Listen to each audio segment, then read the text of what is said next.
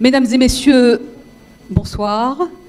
Masa al-khair wa ahlan wa sahlan bikum. Dernier panel pour clore une longue journée qui a été très riche et très dense en termes de programme et de réflexion.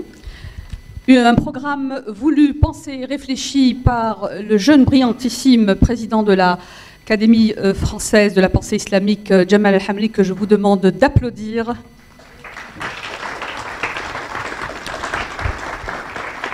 En effet, pas moins d'une vingtaine de penseurs musulmans, écrivains et autres, invités justement à cette tribune pour poser les jalons, les premiers jalons de la réflexion pour construire cette pensée islamique ou musulmane qui n'est inexistante aujourd'hui. Ces penseurs n'ont plus le droit, j'ai envie de dire aujourd'hui, au silence.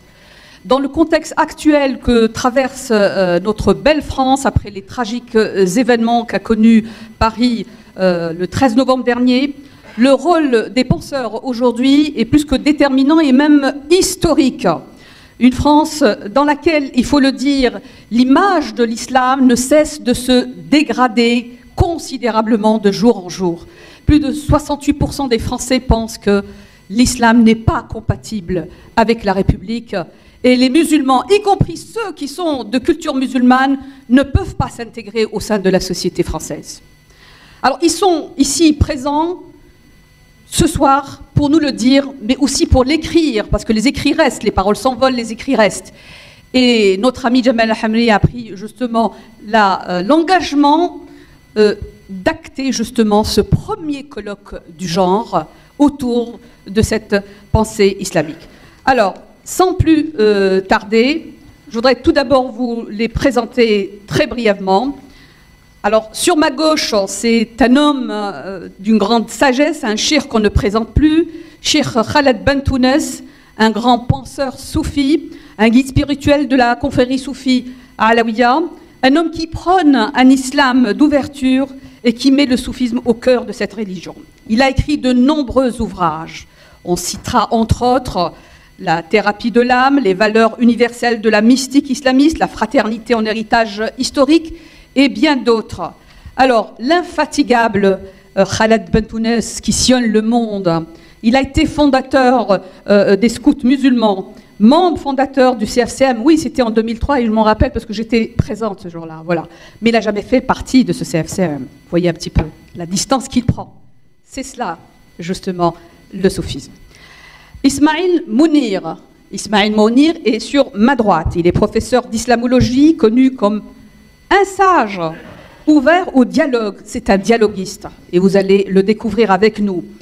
Il est aussi dans une mosquée où il prêche la bonne parole. Vous pouvez aller l'écouter. À Longjumeau, voilà.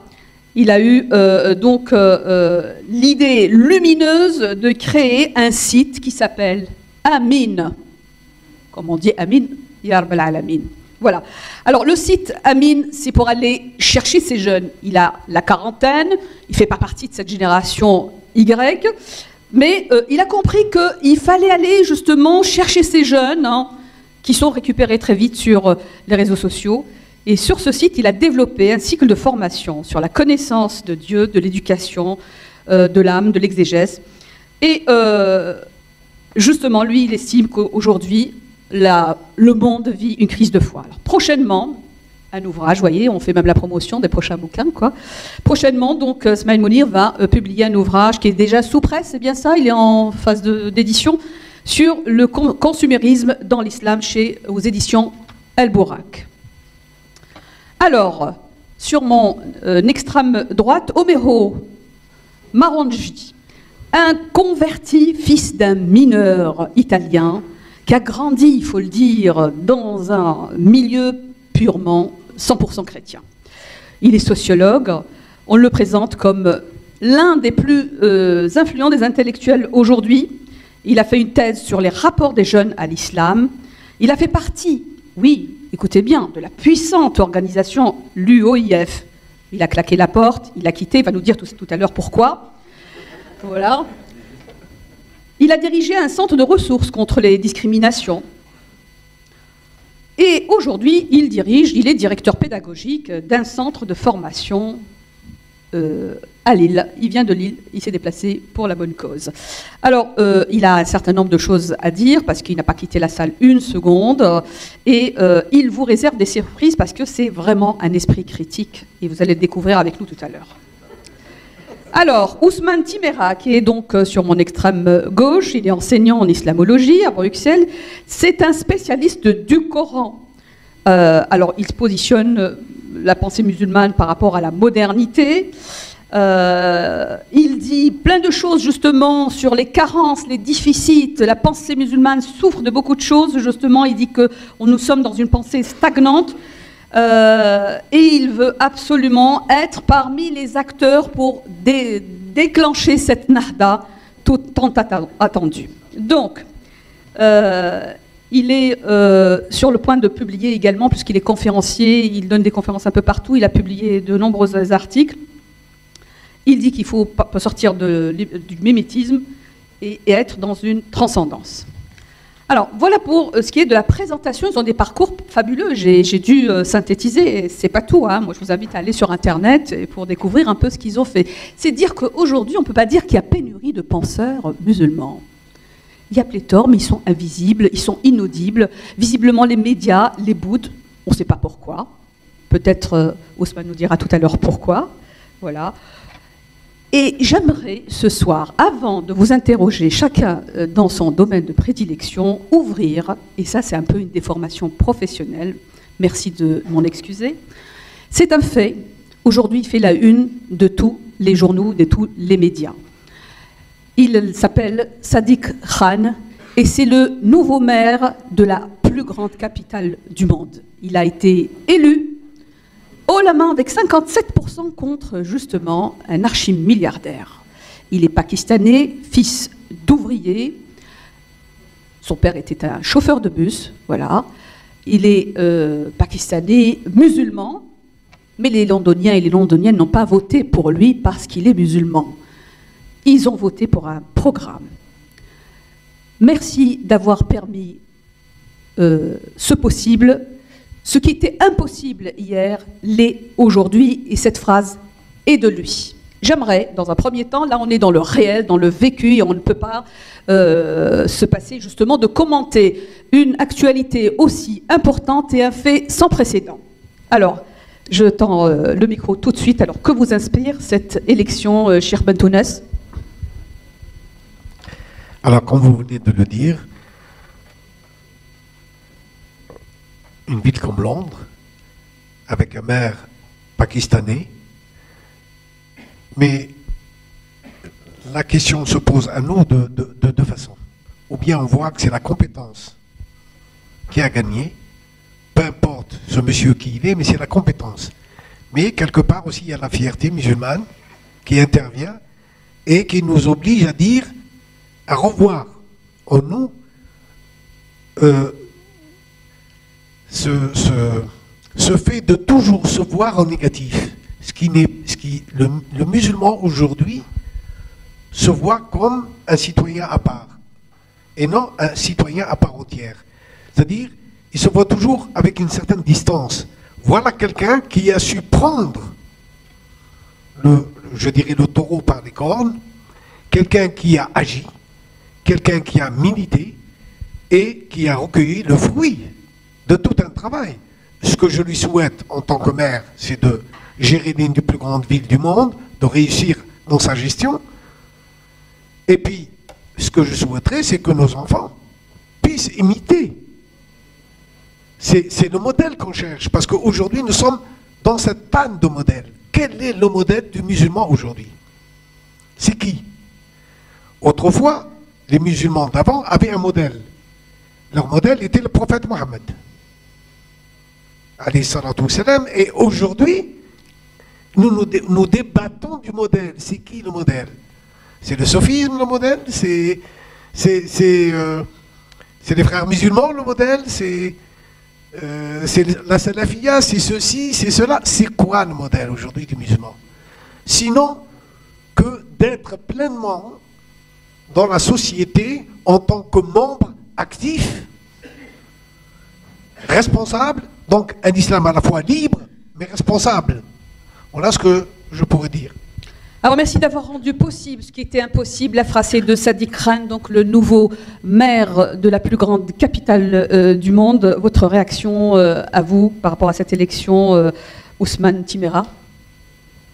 Micro. Qu'est-ce que vous voulez que je dise? Sinon que félicitations à lui. En fait, moi, l'élection de Barack Obama m'a vacciné.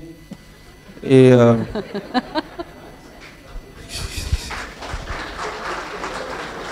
donc du coup, en fait, on devrait plus s'interroger sur notre admiration. Je pense que ça dit plus quelque chose de nous. Qu'un mec compétent devienne... alors, je comprends bien sûr que le contexte fait que, mais quand même, tout de même, il est compétent, il est élu, c'est ce qui est normal. Donc moi, je ne m'extasie pas plus que ça. J'attends d'être président de la France. On verra après. On attend 2017, c'est ça? Ismaël Mounir, qu'est-ce que incarne justement cette élection et cette victoire de Sadiq Khan? Alors, tout d'abord, moi je suis quelqu'un qui n'a pas la télé à la maison depuis plus de 15 ans. Je refuse d'être, si vous voulez, dans une posture réactionnelle et d'avoir finalement une réflexion qui est basée que sur la télévision. On est aussi un peu là pour parler de la modernité. Vous êtes dans les réseaux sociaux et vous êtes beaucoup plus réactif d'ailleurs que les médias traditionnels.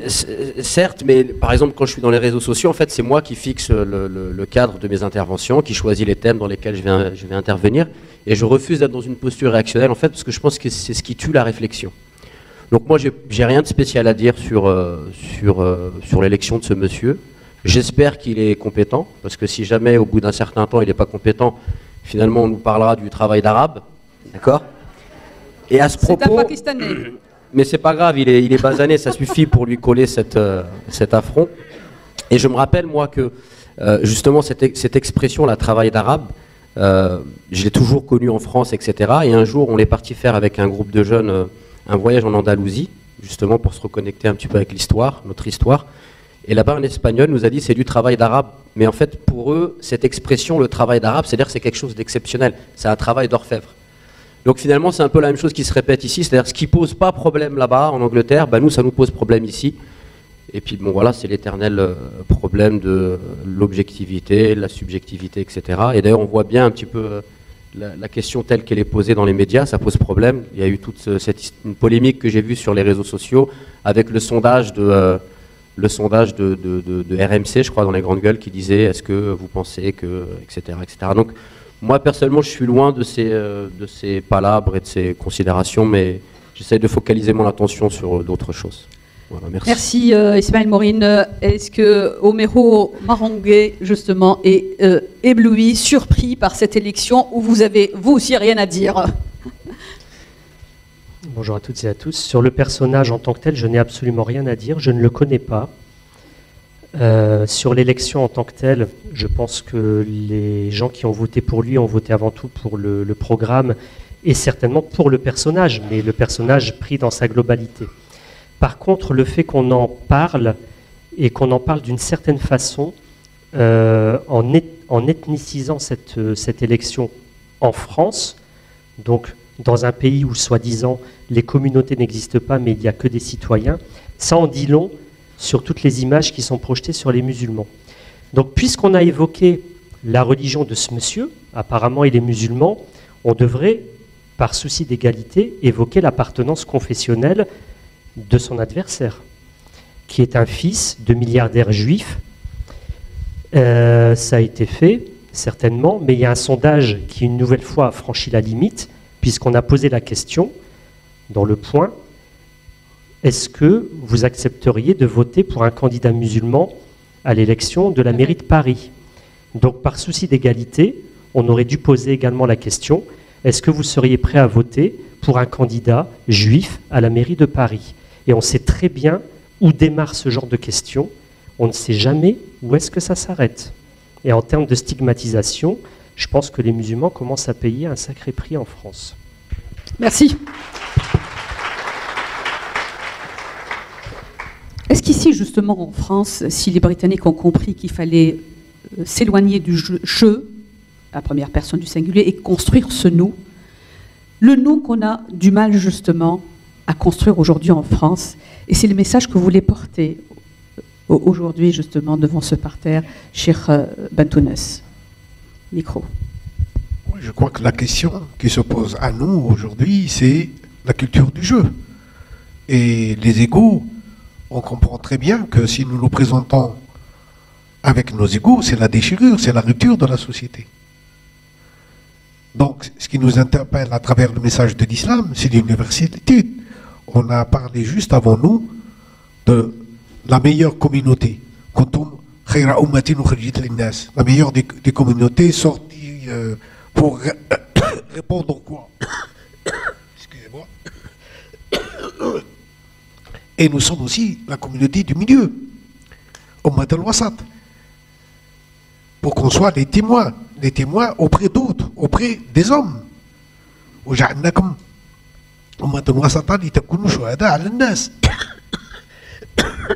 Prenez une petite gorgée d'eau, je me permets de vous imposer ça. Khaled Bentounes, justement, vous dites qu'il faut passer de la culture du jeu à la culture du nous. Qu'est-ce que vous mettez dans ce nous, justement, et comment le construire? De ce nous, c'est donner à la réalité humaine, à l'humanité, que, à nos yeux, cette humanité devient un sujet vivant. Nous sommes les gens du Tawhid, un sujet vivant, un sujet responsable. C'est-à-dire, quand nous voyons, quand le prophète nous dit « Vous êtes tous d'Adam et Adam et de terre », ça doit pour nous avoir une signification. Nous sommes les fils d'Adam. Le Coran dit وَلَقَدْ كَرَّمْنَا بَنِي Adam. C'est Bani Adam, c'est tous les hommes. Al-Takrim, l'ennoblissement a été donné à tous les hommes, sans distinction. Et si les musulmans, aujourd'hui, ne savent plus répondre à eux-mêmes et aux autres, regardez ce qui se passe dans les pays arabes et musulmans. Aujourd'hui, c'est une hécatombe. C'est-à-dire, c'est un tremblement de terre qui détruit tout sur son passage. Plus d'État, plus de frontières, plus de paix, des millions d'immigrés, du sang qui coule tous les jours. C'est ça la réalité de l'islam d'aujourd'hui. Parce que nous avons trahi le message mohammedien, le message de la culture mohammedienne. Nous t'avons envoyé comme une miséricorde pour les mondes ou pour les univers. Donc, c'est cette notion de responsabilité qu'on a vis-à-vis de soi et vis-à-vis des autres. Voir l'humanité comme un corps où chacun est un membre actif, chacun est une cellule. Jusqu'à quand allons-nous encore continuer dans cette façon de nous voir par rapport au monde? C'est-à-dire nous regardons, excusez-moi, nous nous regardons dans le miroir de l'autre. Et c'est une image déformée qui nous vient. Nous pensons que la modernité, être moderne, c'est faire comme font les Anglais, les Américains, les Russes ou les Chinois. Mais ce n'est pas ça la modernité. La modernité en nous, c'est de retrouver nos racines et d'être dans cette quiétude et dans cette paix intérieure, de s'ouvrir vers l'altérité et de voir le monde et le genre humain comme une famille. Les musulmans ont cette responsabilité au niveau de leur foi. Qul amanna billah, dis nous avons cru en Dieu. Amanna billahi wa malaikatihi wa kutubihi wa rusulihi. La nufarriqu bayna ahadin min rusulihi. Dis nous croyons en Dieu, dans ses anges, dans ses livres et dans ses prophètes. Nous ne faisons pas de distinction entre eux. La responsabilité d'un musulman, c'est d'être et de toujours véhiculer ce principe de l'unité. At-Tawhid. Est-ce que le soufisme, Cheikh Bentounes, peut être une réponse justement à la modernité? Ou alors, bon, c'est plutôt, ça relève plutôt de l'utopie? Non, le soufisme tout seul ne peut pas être la seule réponse. C'est une des voies parmi toutes les voies. Et pourquoi donner au soufisme en faire une voie royale? L'islam, juste avant, on a dit ce que c'était. Donc, le prophète lui-même a été interrogé selon le hadith, ce qui nous est les dires du prophète. Il a été interrogé par quelqu'un qui est venu de l'extérieur, que personne ne connaissait, et lui a posé des questions. Ma huwa l'islam? Et le prophète a répondu: l'islam huwa ta'atu lillah fima amara wa naha wa arad. ما هو الإيمان؟ الإيمان هو التصديق بالقلب والاعتراف باللسان. ما هو الإحسان؟ أن تعبد الله كأنك تراه فإن لم تكن تراه فإنه يراك. Donc ces trois, comment se fait-il que le prophète nous dit que cette religion est basée sur trois principes et qu'aujourd'hui nous faisons l'amalgame d'en parler que d'un? Nous parlons tous que de l'islam. Nous avons oublié ce qu'est la foi, encore plus ce qui est l'ihsan. Plus personne n'en parle. Comme si c'était quelque chose qui était d'un autre monde. Alors qu'il est le cœur même de ce message. Il est le cœur de ce message. Donc, il faut que nos jeunes, notamment à notre jeunesse, qu'elles prennent conscience que l'édifice qu'on appelle din, cette religion, ce culte, il y a du culte, il y a de la culture, il y a de la spiritualité. Nous ne pouvons pas, si un des piliers est délaissé, alors ce bâtiment s'effondre. Il ne peut pas tenir sur uniquement le droit, ou la charia, ou le fiqh. Et puis il y a un amalgame total. Qu'est-ce qui est charia, qu'est-ce qui est fiqh? Plus personne aujourd'hui dans le monde musulman ne sait faire la distinction à part quelques poignées de juristes et de gens sensés. Mais la plupart des musulmans font une confusion totale en ce qui est fiqh, donc la création des hommes, des ulama, quels qu'ils soient. Et on est honoré d'avoir eu des ulama de grande qualité. Mais c'est de la parole humaine, rien d'autre. Donc il faut qu'on désacralise un petit peu ce passé qui est tellement lourd à porter, parce qu'il est riche, et que nous sommes, nous les musulmans d'aujourd'hui, incapables d'assumer. Incapables d'assumer. Il nous écrase sous le poids de cet héritage laissé sur tous les plans. Nous lamentons sur... qu'est-ce que c'est que la France? Qu'est-ce que c'est que l'Amérique? Qu'est-ce que c'est que la Russie? Pourquoi l'homme d'abord revenir à l'humain? Le musulman doit être l'humain. Il doit incarner l'insan al-kamil, cet homme parfait, cet homme universel, cet homme qui porte le message. Ça, c'est les qualités que le prophète Mohammed est venu nous amener. J'ai été envoyé pour parfaire al-makarim, pour parfaire les caractères. Donc, le bi'at al-Muhammadiyya, c'est pas un homme sur un cheval avec un sabre. C'est pas ça qui a donné naissance à la civilisation musulmane. Merci, cher Bentounes. Alors, le fil rouge, bien sûr, de ce colloque, c'est le rôle des penseurs musulmans francophones. Jamal El-Hamri a bien ciblé justement francophone, parce qu'on est en France et aujourd'hui, est-ce qu'on peut dire qu'il y a des carences, des déficits en matière de production intellectuelle? Et est-ce qu'on peut parler d'une pensée musulmane moderne? Omero Morangui, vous qui étiez chrétien, vous avez baigné dans une culture chrétienne et aujourd'hui vous êtes passé à une autre culture, vous avez un regard assez pertinent et assez intéressant. Vous pouvez effectivement nous éclairer un petit peu sur peut-être les déficits et les carences que véhicule la pensée musulmane aujourd'hui. Omero. Merci. En quelques minutes, je donnerai juste deux, trois éclairages. De mon point de vue, bien entendu, je parle sans aucune affiliation à une quelconque obédience, si ce n'est mon esprit et l'ensemble des canaux ou des sources auxquelles je puise et qui sont très, très éclectiques aujourd'hui.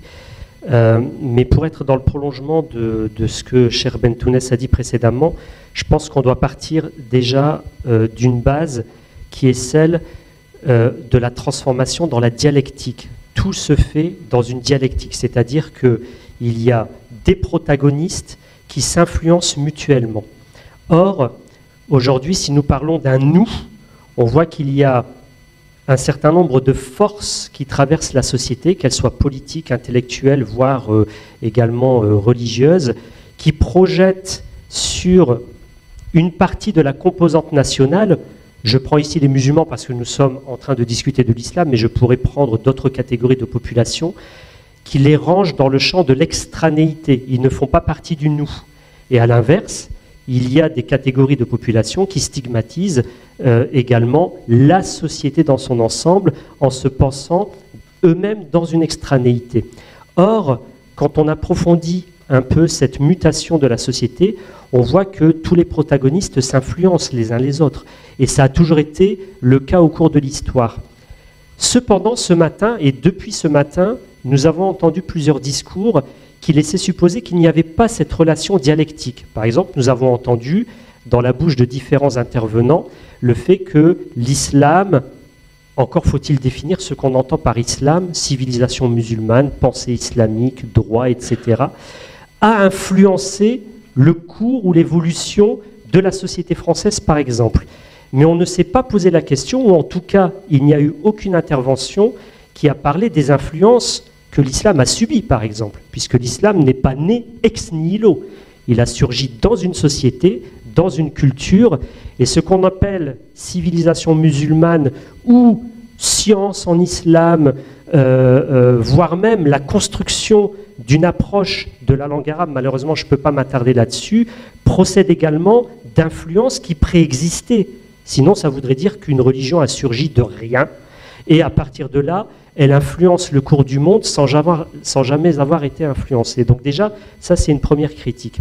Autre chose, c'est que depuis ce matin, et je vais modestement paraphraser Ghaleb Bencher, nous sommes majoritairement restés dans ce qu'on appelle du côté des nouveaux penseurs de l'islam, nous sommes restés dans les clôtures dogmatiques. C'est-à-dire qu'il y a un ensemble d'intervenants qui ont proposé une lecture théologique du monde, et voire même en réduisant cette lecture théologique à la lecture juridique, comme si l'histoire de l'islam se résumait à l'histoire du droit musulman, et comme si le cours de l'histoire avait été dicté par les théologiens, voire par les juristes. Et c'est un anachronisme total, et cela ne reflète pas la profondeur de l'histoire musulmane. Or, aujourd'hui, il y a des automatismes. On demande à un lettré musulman de parler de sa religion, et immédiatement, il vient en expliquant ce que l'on doit faire et ce que l'on ne doit pas faire au détriment d'une pensée plus globale. Et moi, je renvoie tout cela à ce que j'appelle le paradigme hégémonique et de domination, c'est-à-dire que majoritairement, dans ce que je vois, au-delà des obédiences, c'est-à-dire qu'aujourd'hui, on a l'opposition entre l'islam soufi, l'islam islamiste, du moins de politique, l'islam salafiste, etc. Et moi, je dis quelque part, la majorité de ce que j'appelle les diffuseurs de discours, c'est-à-dire ceux qui diffusent une pensée en lien avec l'islam, dans le giron religieux, au-delà de ces distinctions de chapelle, finalement, ils s'inscrivent plus ou moins tous dans le même paradigme. C'est qu'ils ressassent des mêmes poncifs, des images. Ils parlent à travers un ensemble de ce que j'appelle des slogans, c'est-à-dire on l'a vu ce matin, il y a un ensemble de mots qui ont été, on a parlé de littéralisme, de tradition, d'héritage, d'orthodoxie, etc. Je pense que c'est plus des slogans que des mots qui sont réellement pensés dans leur profondeur, mais là aussi on pourra en discuter par la suite. Et tout cela relève du même paradigme avec lequel il n'y a pas eu de rupture épistémologique. Et ça, c'est un vrai problème. Et moi, je l'étudie à travers 5 choses. Tout d'abord, la façon de parler de Dieu. Deuxièmement, c'est ce que j'appelle l'approche péjorative du divin. Deuxièmement, toute la logique de la soumission, le rapport de soumission à Dieu et comment cela se déploie dans toute la vie du musulman et la façon dont il interagit avec le monde. Le rapport aux non-musulmans, les rapports de genre, et tout le contrôle, puisque j'assume le terme, le contrôle de la vie sociale du musulman. Et je me suis baladé sur pas mal de sites web, notamment de gens qui prétendent combattre le wahhabisme, etc. Ce matin, on avait un représentant, M. Tariq Abounour, qui était l'un des gestionnaires du site Al-Malikiyoun. Il y a d'autres sites, Havre de Savoir, plutôt dans le giron de l'UIF. On a l'association des oulémas marocains d'Europe qui également diffuse une pensée. Il y a des personnages comme Amin Nejdi, par exemple, qui est dans la ville de Nancy. Je ne balance pas des noms à la vindicte populaire, hein, je vous rassure, mais des gens qui diffusent un discours religieux. On a Rachid Abou Hudayfa, l'imam de Brest, qui lui est situé dans un autre giron, donc Amin Nejdi, plutôt association des oulémas musulmans marocains d'Europe. Et tous ces personnages revendiquent tous le juste milieu. Ils se revendiquent tous de la bonne lecture de l'islam ou de la lecture qui est la plus équilibrée. Or, sur ces différents points que j'ai évoqués, peu ou prou, ils s'inscrivent dans le même cheminement avec le même paradigme de départ. Et ça, c'est très problématique. C'est très problématique parce qu'il n'y a pas de rupture avec tout un héritage, alors que notre société a complètement évolué sur tout un ensemble de points. Et là, il y a quelque chose à approfondir, mais je ne veux pas mobiliser la parole. Alors justement, si je peux résumer un petit peu ce que vous venez de dire, Homero Mangui, c'est que ce matin, toute la journée, on a un peu versé dans le dogmatisme pur et dur. Je ne parle pas de dogmatisme pur et dur, mais je vais vous donner un exemple très simple. Ce matin, on a dit qu'il faut combattre le littéralisme. Pour moi, c'est de la connerie. On n'a pas à combattre le littéralisme. Parfois, il faut avoir une lecture littérale du Coran. Si je prends le représentant de l'école littéraliste musulmane, donc Ibn Hazm, qui était le principal élève de Daoud al-Zahiri, Ibn Hazm, qui est représentant de cette école littéraliste, sur bien des questions, il était très avant-gardiste par rapport à d'autres théologiens musulmans. Et je vais vous donner l'exemple, en rebondissant sur la question de Madame tout à l'heure qui parlait de la liberté, qui est une question très importante qui a été un peu bottée en touche rapidement. Le Coran évoque pas le principe de liberté au sens où on l'emploie aujourd'hui, puisque la notion de liberté, et plus précisément, je dirais, la notion de liberté de conscience, c'est un concept contemporain, il fait partie de la modernité. Obama, il vient depuis le XVIe siècle. Le Coran évoque la puissance de l'être humain, c'est-à-dire sa capacité à agir dans le monde, et nous avons en termes de liberté un verset du Coran qui est fondateur, qui est « La ikraha fid-din ». Il n'y a point de contrainte en matière de religion, car le droit chemin se distingue de l'errance. Cela pose un point fondamental, c'est-à-dire que l'être humain est capable de choisir. Il choisit sa croyance ou sa non-croyance et il détermine sa vie. Si je suis littéraliste, je dirais, le Coran prône la liberté de conscience telle qu'on le voit aujourd'hui. Or, les théologiens musulmans ont élaboré tout un ensemble d'élucubrations et je vais tendre la perche à Ousmane qui va bien me frapper par la suite. Les théologiens musulmans, dans leur grande majorité, ont élaboré tout un argumentaire pour relativiser ce verset du Coran, voire pour justifier même, dans certaines conditions, l'assujettissement de populations, voire les conversions forcées. Donc on voit bien que le littéralisme, il a bon dos aujourd'hui, et le combat contre le wahhabisme, il a bon dos également.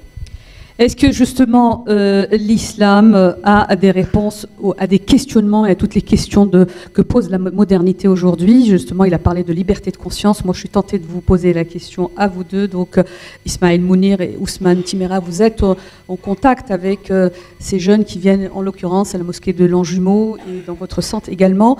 Des réponses concrètes à des questions aussi qui relèvent du vécu de la société, la question de l'égalité femmes-hommes, la question de la laïcité, toutes ces questions qu'on met effectivement sous le chapitre de la modernité. Est-ce que l'islam a des réponses à des questions de la modernité?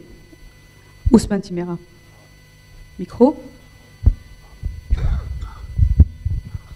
Écoutez, je ne vais pas répondre à votre question directement, voire peut-être même pas du tout. Pardonnez-moi d'être... Il fait dans la provocation, lui. Hein. D'être dans la provocation, mais au-delà, je pense que la question en elle-même enferme l'esprit. Moi, je ne veux pas répondre à la modernité ou au musulmanisme. Je pense qu'il faut dépasser et la modernité et la musulmanité.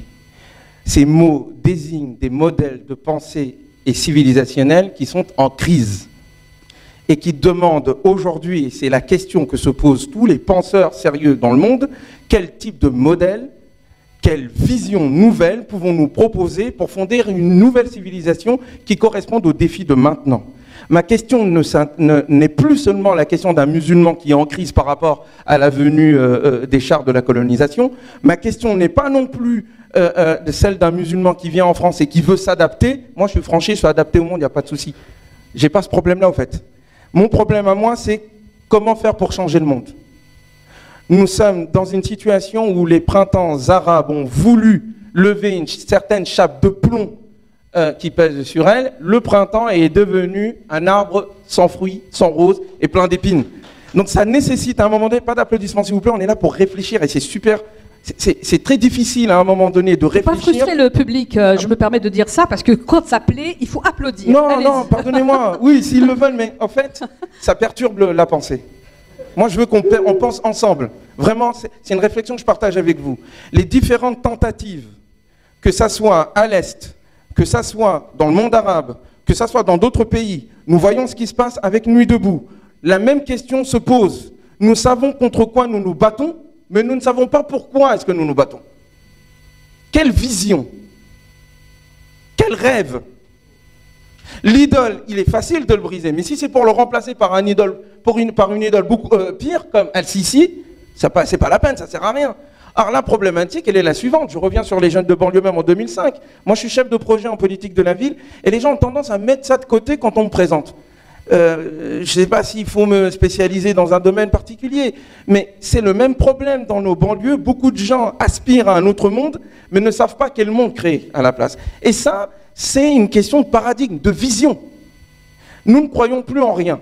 Les dieux auxquels nous croyons et que nous confondons avec le divin sont en train de se dessécher sous nos yeux, et ils nous dessèchent avec eux. Donc il faut briser ces dieux, et ces dieux-là ont des clergés. Ces clergés, soit ce sont nos chouyours, il y a une église musulmane, et je dis à bas l'église musulmane, et il y a une église laïque. Et les deux se battent, et c'est en train de polariser le débat. Je ne suis ni dans la laïcité, je ne sais pas ce que ça veut dire, je ne suis pas non plus dans le suivisme des musulmans anciens, parce qu'ils sont morts, et que nous sommes vivants, et que Dieu ne me demandera pas des comptes sur le travail de Malik, il me demandera des comptes sur notre travail à nous, ici, et le mien. Donc je passe à la deuxième phase, à ce moment-là. Si nous faisons un diagnostic sérieux, la Nahda a fait une fausse couche, et nous en subissons les conséquences aujourd'hui. La Sahwa est devenue un cauchemar vivant. Pourquoi? Parce que la pensée musulmane est restée dans l'idée qu'il faut garder l'élément ancien en la confondant avec l'islam lui-même. Pour nous, l'islam, c'est l'héritage. Et je l'ai entendu dans les différents propos. Qu'est-ce que l'islam a proposé? Mais l'islam, c'est un État. C'est nous qui devons proposer quelque chose. Mais comme on confond l'islam avec notre production, et qu'on questionne les musulmans en disant, vous voyez, vous êtes l'islam, et que nous-mêmes nous disons, nous sommes l'islam, non, l'islam, c'est un État. C'est une relation avec le divin. C'est l'idée de dire qu'il y a Allahu Akbar, Dieu est au-delà, et donc je peux aller au-delà. Ça commence par là. Et que quand il y a des églises et des clergés, c'est toujours l'idée de dire qu'il n'y a pas d'au-delà de ce que moi je te dis de penser. Nous sommes dans cette problématique-là. La modernité, elle est aussi en crise. La question de la rationalité, l'idée de dire que on est en France, hein, on a adoré la déesse raison. Et aujourd'hui, la raison est en train de dire j'ai mes limites. Tout est subjectif. Il n'y a pas de valeur. Il n'y a plus rien. À ce moment-là, les hommes de foi et de conscience qu'interpelle le Coran, et pas seulement les musulmans, doivent intervenir pour penser un nouveau monde. La foi, c'est la capacité à dessiner quelque chose qu'on ne voit pas, parce qu'on croit en quelque chose qu'on n'a pas encore vu, mais dont nous connaissons l'existence. Alors cela amène à quelque chose à ce moment-là. Qu'est-ce que les musulmans peuvent proposer pour dépasser la modernité et la musulmanité? Voilà le fond de l'affaire. Et les penseurs musulmans, s'ils ne sont pas à ce niveau paradigmatique, ne font que... En fait, ils se battent sur le marché de la maille et des ouailles. Voilà le fond du débat. Chacun va avoir son groupe. Chacun va avoir son argent. Et puis on se balance des fatwas à droite à gauche. Et les laïcs aussi rentrent dans une forme de religiosité. Parce qu'ils veulent garder le pouvoir. Je ne suis pas pour le pouvoir, je veux l'humanité. Est-ce que le Coran répond à ces questions-là? Oui. Mais le Coran ne peut pas répondre à nos questions si nous nous imposons les grilles de lecture des anciens. Les sciences des tafsirs sont à dépasser. Les sciences de l'herméneutique, c'est une arnaque pour moi à mes yeux, les sciences de l'herméneutique sur le Coran. On veut faire du Coran une Bible nouvelle et puis on va lui imposer une façon particulière de lire qui correspond au paradigme premier. Est-ce que le Coran propose sa propre façon de lire? C'est ma thèse principale, je dis oui. Deuxièmement, est-ce que le cosmos, la création, peuvent être lus au-delà des idéologies? Je pense que oui. Est-ce que les idéologies sont à dépasser? Bien sûr que si. Mais il faut faire la jonction entre le divin et l'humain. La jonction entre le divin et l'humain ne peuvent se faire qu'en lisant directement la création et la révélation. Et la deuxième partie de mon propos, je ne peux pas la dire, c'est concrètement quelles sont les stratégies. Parce qu'on est tous d'accord sur les bons sentiments. On veut la fraternité, on veut la solidarité. On dit que l'islam, c'est la paix, regardez, islam, paix et compagnie.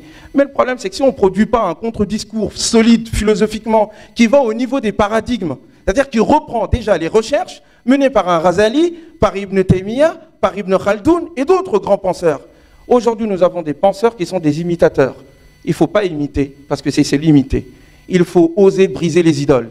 Je vous y invite. Alors, il faut sortir de l'imitation, il faut sortir de la modernité et de la musulmanité.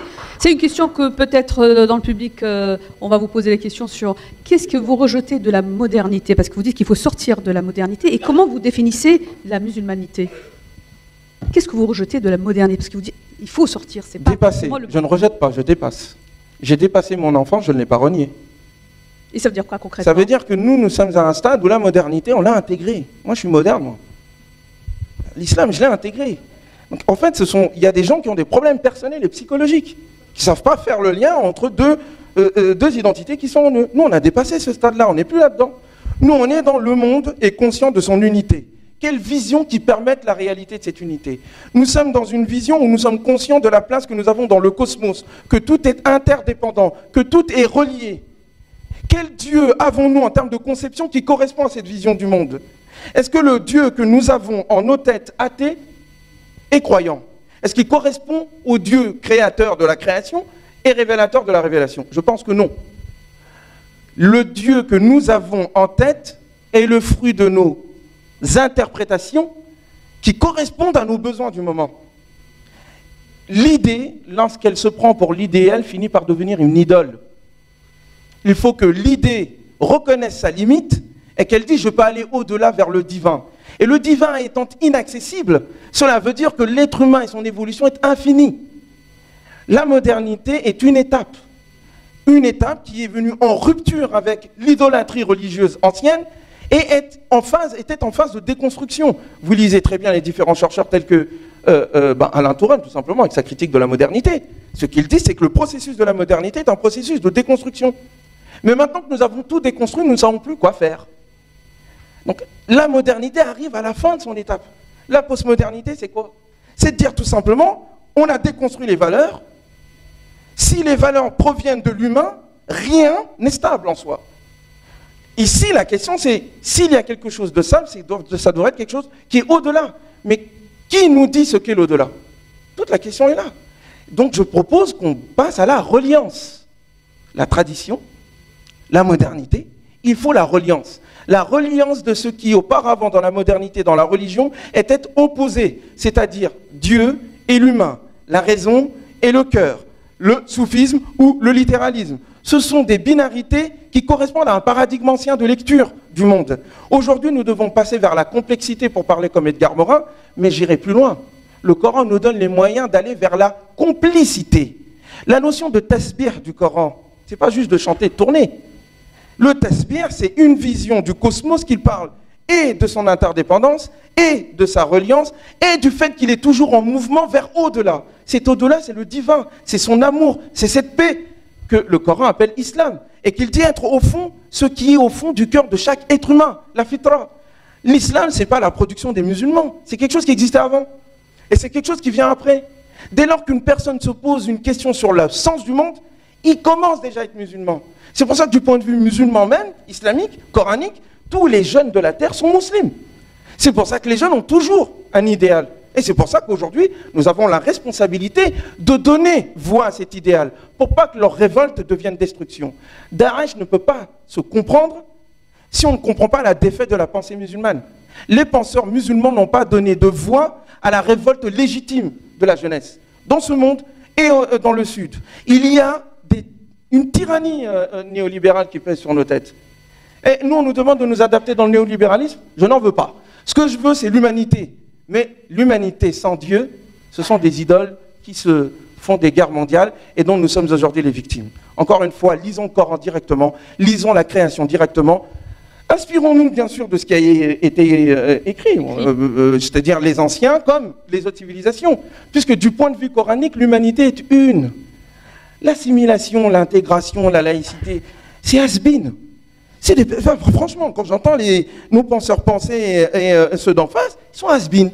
La laïcité, l'intégration, l'assimilation est basée sur une idée qu'une civilisation particulière et son ethnie ont reçu Dieu en eux ou sont soit absolus ou Dieu n'existe pas et donc ils sont Dieu. Et donc il y a une irréductible différence entre les êtres humains. Le point de vue coranique balaye tout ça. Vous êtes tous de la même origine. Que les cultures qui sont là ne sont pas des cultures absolues, ce sont des cultures qui montrent la richesse et l'infini de l'humain et donc l'absolu du divin. Et qu'il y a donc un lien entre ces différentes expériences. Que les différentes religions, c'est pour ça que je pense que l'islam n'est pas une religion et qu'il faut sortir des religions. Mais il faut que vous compreniez ce que j'entends par religion, ne me faites pas sortir de l'islam. Hein. Mais si à un moment donné, le Coran estime que la diversité des shara'a, des religions en fait, du point de vue coranique, il n'y a qu'un seul din. Mais ce din-là s'est exprimé sous forme de différentes shari'a. Et que du point de vue divin, ça n'est pas un problème. Il l'a fait parce que vous n'êtes pas une seule communauté. Fastabiqul khayrat, nous dit-il. Qu'il y ait donc émulation entre vous. La diversité des religions n'est pas un problème du point de vue divin, dès lors qu'on reconnaît l'unicité de Dieu et que l'on va en quête de lui et de sa paix. Mais ce discours-là musulman, nous ne l'avons pas parce que nous sommes plongés jusqu'aux oreilles dans le musulmanisme et dans l'adoration des anciens. Du coup, quand nous parlons de l'humanité, les êtres humains voient tout de suite qu'on veut en fait les intégrer dans le bédouinisme.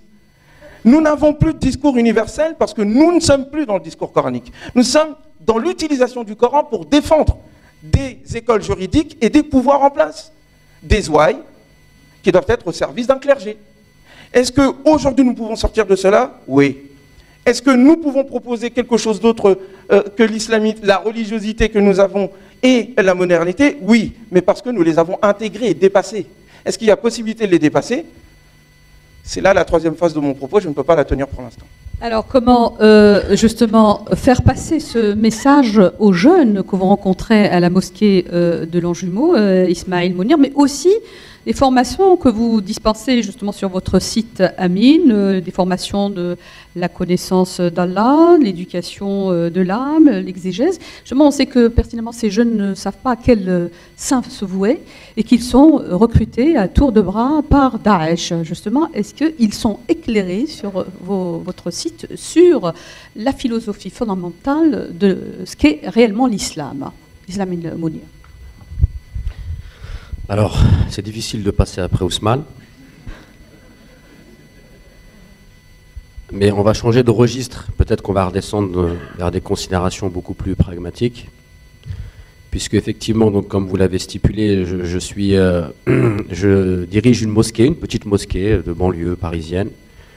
Et en même temps, j'y officie. C'est-à-dire que j'assure le sermon du vendredi, etc. Donc,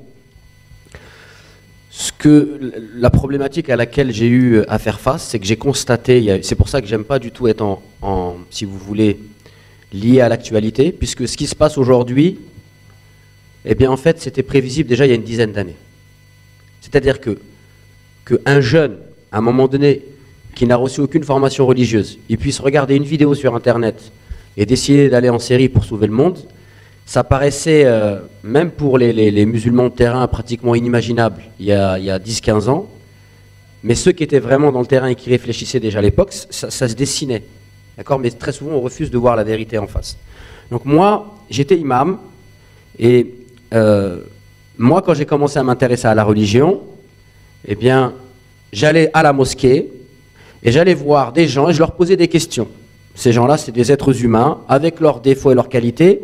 Mais néanmoins, c'était des gens qui vivaient en France et qui connaissaient les réalités de la vie française. Et même si le discours pouvait être superficiel, mais c'était un discours quand même qui était structurant parce que c'était travail bien et un bon comportement, etc., etc. Et par la suite, quand moi j'ai commencé à officier, j'ai eu des jeunes qui ont commencé à venir me voir et en fait qui avaient, si vous voulez, ingurgité toute une rhétorique sur Internet et une idéologie. Et donc quand ils venaient à la mosquée, en fait, ils venaient pour me classer.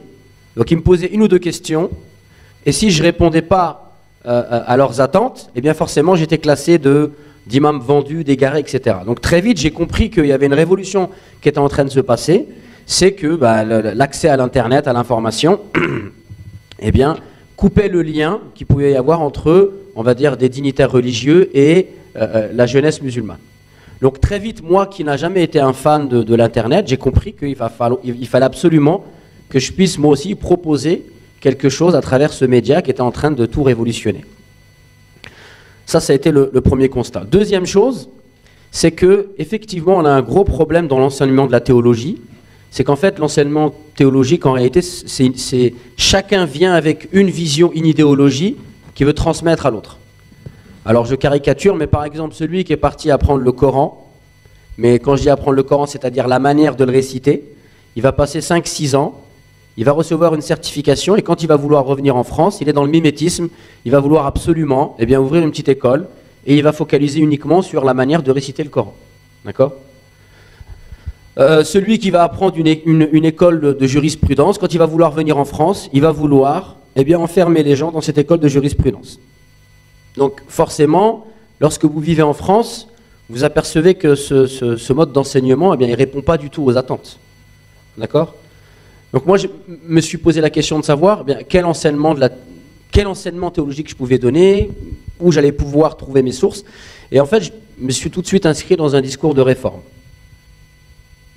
Dans la mesure où si on étudie un petit peu le Coran, et je fais partie de ceux qui considèrent qu'aujourd'hui, notamment la terminologie qui est extrêmement importante, il faut revenir à la source. La source, c'est le Coran. Il y a plein de terminologies aujourd'hui qui sont employées par les musulmans, elles n'ont aucune origine dans le Coran. Par exemple, le tawhid, donc l'unicité de Dieu, ce terme-là, il n'existe pas dans le Coran. Alors la signification que parfois les anciens ont voulu donner, on peut la retrouver, mais ce terme-là en tant que tel, il n'existe pas dans le Coran. Et aujourd'hui, vous avez des gens qui vont vous dire, la religion, c'est le tawhid. Ce terme-là n'existe pas. Donc vous voyez qu'il y a un gros problème. Et donc, par exemple, le terme din. Le terme din qu'on traduit maladroitement par religion. Moi, je suis contre la traduction. J'estime que tous les termes, si on veut être sérieux, tous les termes religieux, en fait, il ne faut pas les traduire. Il faut les laisser en arabe et les expliquer avec des phrases. Car en réalité, ce sont des concepts. Donc, il faut expliquer les concepts. Donc, moi, je laisse les mots en arabe et j'explique les concepts avec des phrases. Donc, par exemple, le mot din, qu'on traduit maladroitement par religion, dans le Coran, il peut signifier plusieurs choses. Une première chose, par exemple, dans un verset, il est dit « Inna ad-dina inda Allahi l'islam ». Certes, le din, la religion, pour Allah, c'est l'islam.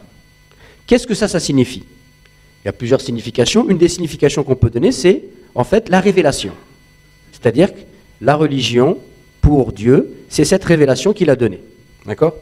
Mais on peut trouver un autre terme, une autre signification. Par exemple, dans un autre verset, Dieu dit وَمَا أُمِرُوا إِلَّا لِيَعْبُدُوا اللَّهَ مُخْلِصِينَ لَهُ الدِّينَ حُنَفًا. Donc, nous vous avons cependant ordonné que d'adorer Dieu, lui vouant un culte exclusif. Et là, il y a le même mot, le mot din, mais qui vient avec une signification différente. Qui vient en arabe, on pourrait qualifier ça de tadayyun, c'est-à-dire l'expression de la religiosité par l'homme. Et donc, on a deux fois le même mot, mais ça signifie qu'ils ont des conséquences radicalement différentes. Le premier, il fait référence à la révélation, quelque chose de sacré que je ne vais pas pouvoir, moi, toucher. Même en tant que réformateur, je ne vais pas pouvoir venir et dire, tiens, ce verset-là, il ne me plaît pas, je l'enlève, d'accord ? Mais néanmoins, on a un autre mot, du moins le même mot qui signifie quelque chose de radicalement différent, qui est ma religiosité. Donc moi, ma compréhension de la religion, est-ce qu'elle doit rester figée ou est-ce qu'elle a besoin justement de renouveau, de réforme? Et là, bien sûr, il n'y a aucun doute que moi, ma compréhension de la religion, j'ai envie de vous dire, elle ne cesse d'évoluer. Et d'ailleurs, la spiritualité musulmane, c'est à ça qu'elle amène. Elle amène une forme d'humilité et de se poser un gros point d'interrogation, puisque les musulmans, dans chaque prière, dans chaque unité de prière, donc à 17 reprises, ils font cette invocation qui est l'une des plus grandes invocations qu'on trouve dans le Coran, « Guide-nous dans le droit chemin ». Donc comment une personne qui, à 17 reprises, demande à Dieu de le guider dans le droit chemin, peut être, d'un autre côté, dans un enseignement théologique, finalement, nourri avec des tas de certitudes. Vous voyez ce que je veux dire? Donc là, il y a une schizophrénie. Donc moi, ce que j'ai essayé de faire, j'ai bâti un enseignement, en fait, qui ne se rattache à aucune école. Donc pour certains, je suis un hérétique. Je peux, dans mes sources, je peux faire référence à la sociologie, au développement personnel, etc.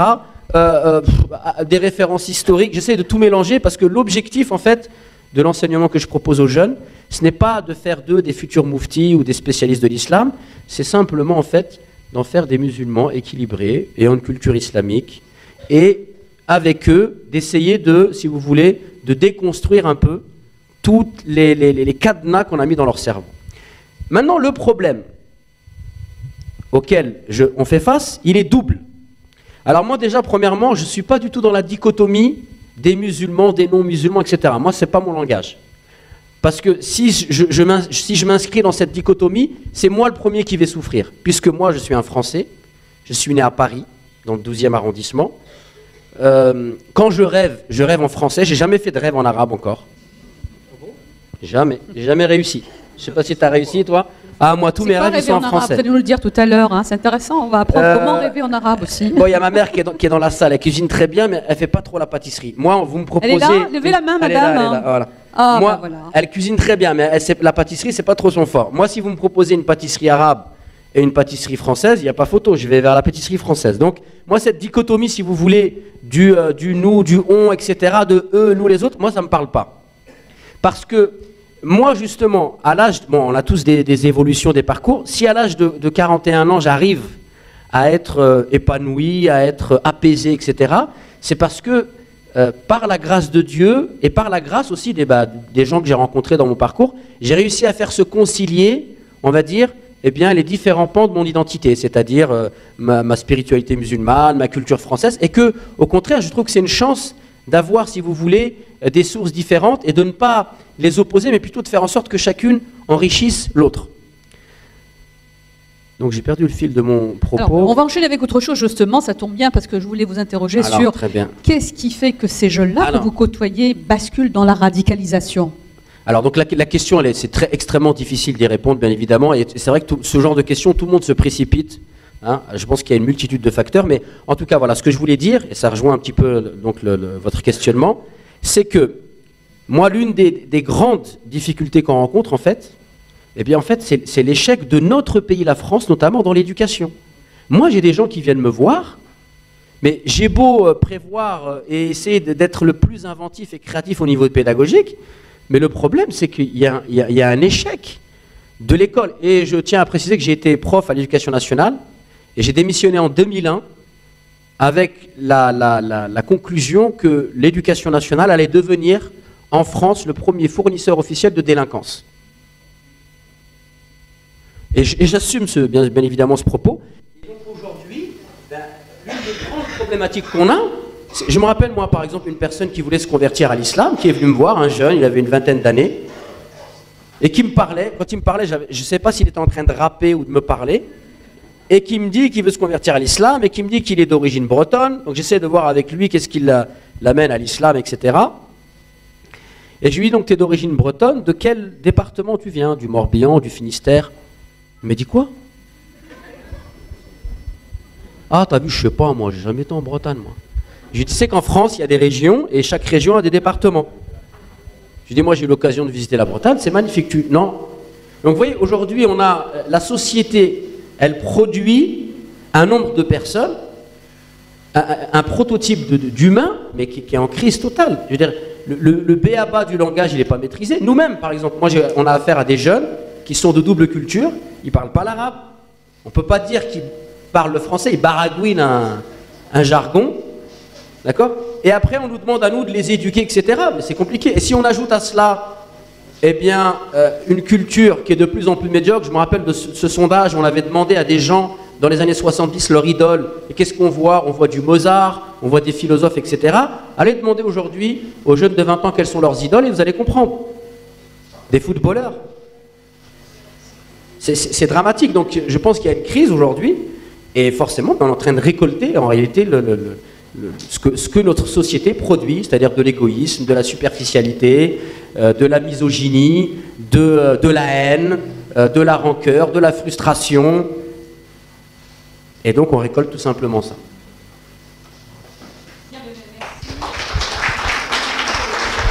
Micro, voilà. Vous pourrez bien sûr poser d'autres questions, mais il y a le facteur temps. On joue un petit peu les gendarmes. Mais en même temps, il y a une salle magnifique, je tenais à le dire. Depuis ce matin, la salle est blindée. Il fait très beau à l'extérieur. Il y a un week-end de l'Ascension, et vous êtes là. Et c'est formidable parce que ça prouve que c'est un sujet qui vous intéresse, qui vous passionne, Vous attendez des réponses et j'espère que vous en avez eu quelques-unes, quoi qu'il en soit. Si vous avez encore des interrogations, eh bien le débat est ouvert. Micro pour la salle. Mais bien sûr.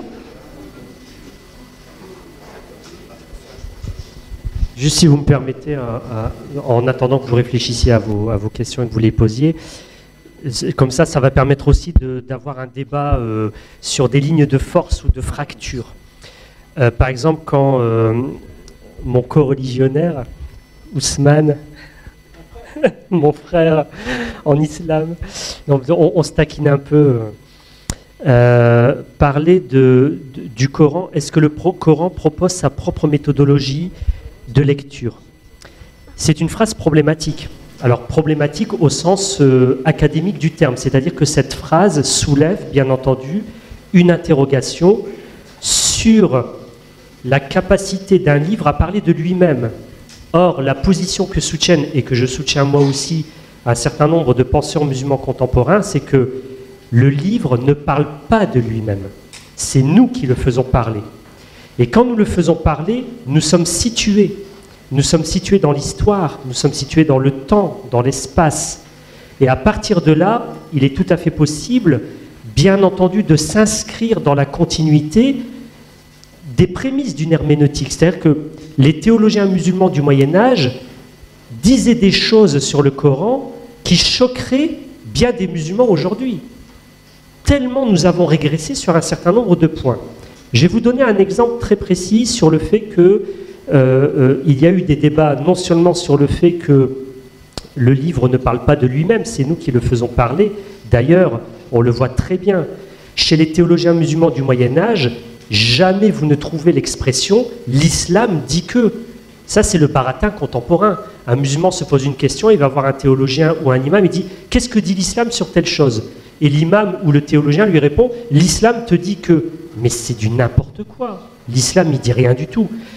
Dans les ouvrages de lettrés musulmans, de théologiens musulmans du Moyen-Âge, on mettait en débat des avis, des interprétations, on mettait en débat des productions de sens. Or, aujourd'hui, la régression fait que on réifie l'islam, c'est-à-dire qu'on personnifie une religion ou un dîn, appelez-le comme vous voulez, on personnifie la chose et on la fait parler d'elle-même à travers toujours notre vérité à nous.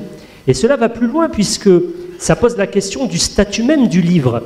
Et vous trouvez par exemple dans un ouvrage comme Al-Itqan fi Ulum al-Qur'an, la perfection ou le parachèvement dans les sciences du Coran, de Jalal-Din as-Suyuti, donc un imam du Moyen-Âge, très connu chez les musulmans dans son herméneutique coranique.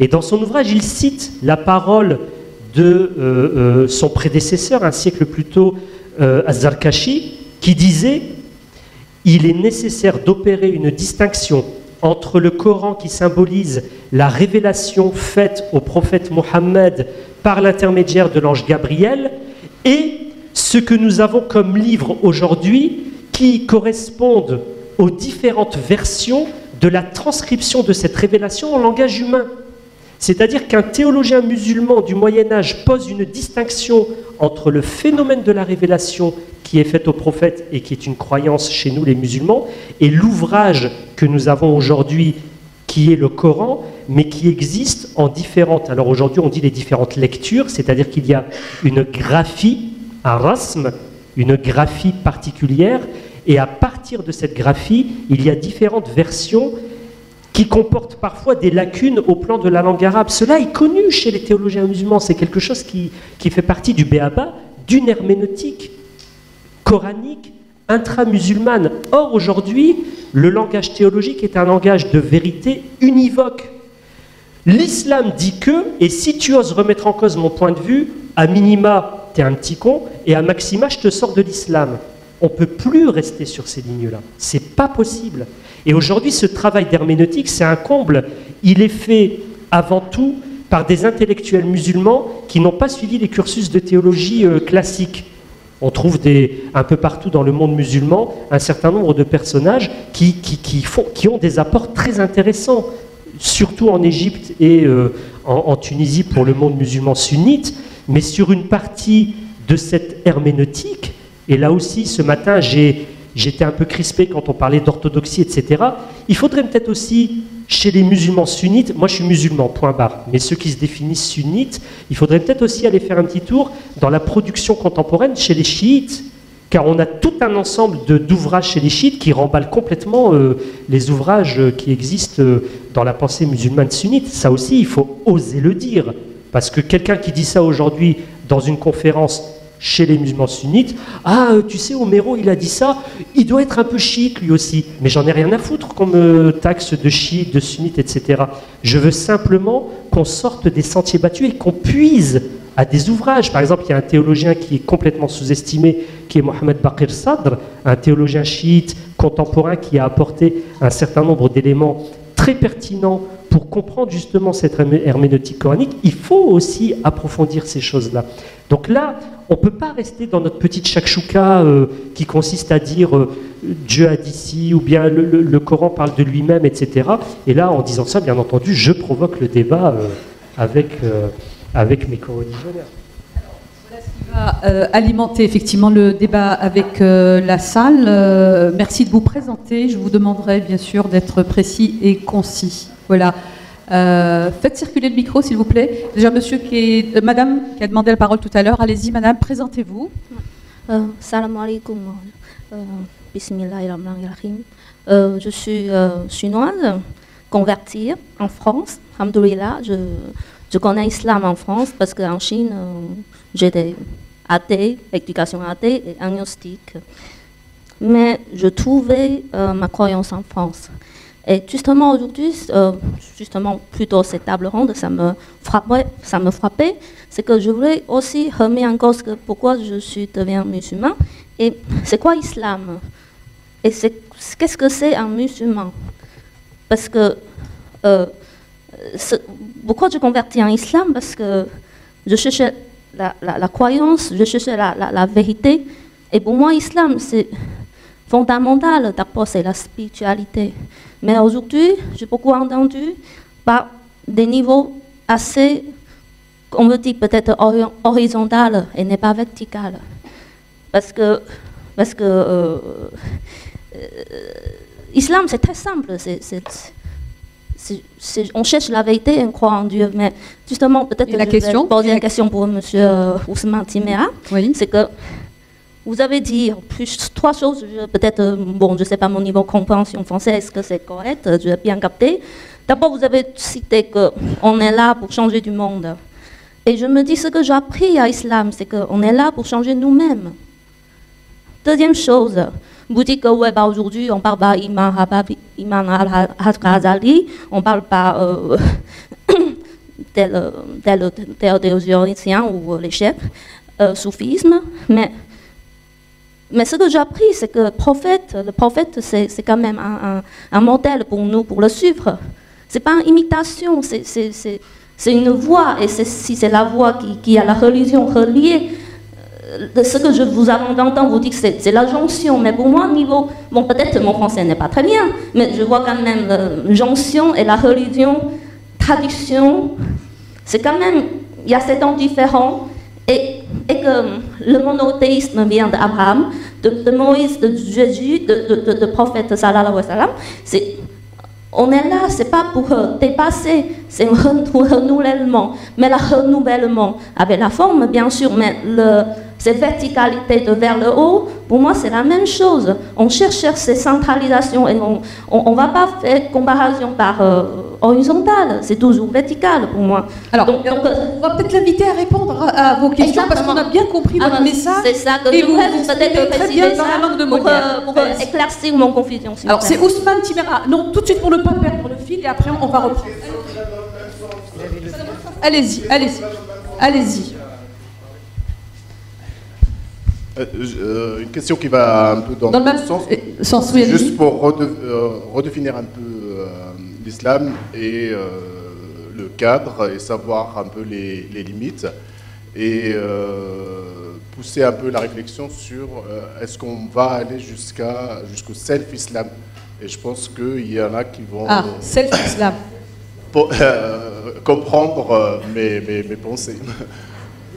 Voilà, c'est tout.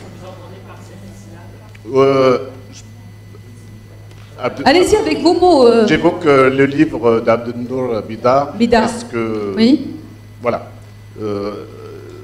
La question de la verticalité et horizontalité, de délimiter quand même la liberté. Il y a la notion de liberté, qu'on est de nature musulman, Al-Fitra, dans Ousmane en parlait, et les autres intervenants également.